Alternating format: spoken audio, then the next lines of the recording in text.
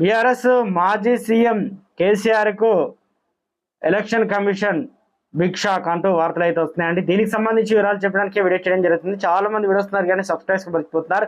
దయచేసి channel subscribe చేసుకొని bell icon all పైన ట్యాప్ చేయండి. ఇటువంటి ఇంపార్టెంట్ ఇన్ఫర్మేషన్ మిస్ అవ్వకుండా మీ ఫోన్ నోటిఫికేషన్ వస్తుందండి.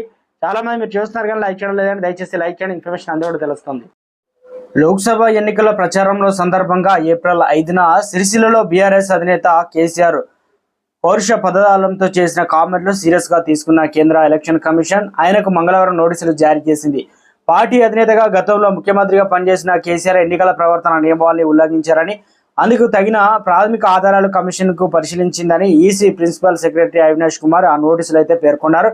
ఈ నోటీసుకు గురువారం అనగా ఏప్రిల్ 18 ఉదయం 11 గంటల కల్లా కమిషన్ చర్యల వివరణ ఇవ్వాలని ఆ నోటీసులో పేర్కొన్నారు. తెలంగాణ కాంగ్రెస్ వైస్ ప్రెసిడెంట్ నిరంజన్ నుంచి వచ్చిన ఫిర్యాదు మేరకు రాష్ట్ర ఎన్నికల ప్రధాన అధికారితో పాటు సిరిసిల్ల జిల్లా ఎలక్షన్ ఆఫీసర్ నుంచి వాస్తవాలతో కూడిన రిపోర్ట్ను కూడా తెప్పించుకున్న తర్వాత నోటీసులు జారీ చేయాల్సి వచ్చిందని అవినాష్ కుమార్ అయితే పేర్కొన్నారు.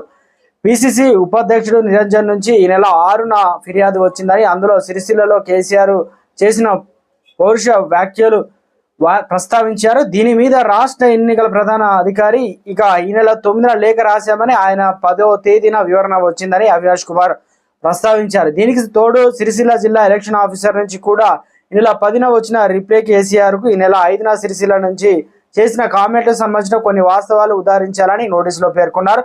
జిల్లా ఎలక్షన్ ఆఫీసర్ పేర్కొన్న రిపోర్ట్లో కేసీఆర్ చేసిన పౌరుష పదాలు కూడిన కామెంట్లు అయితే ఉన్నాయన్నమాట.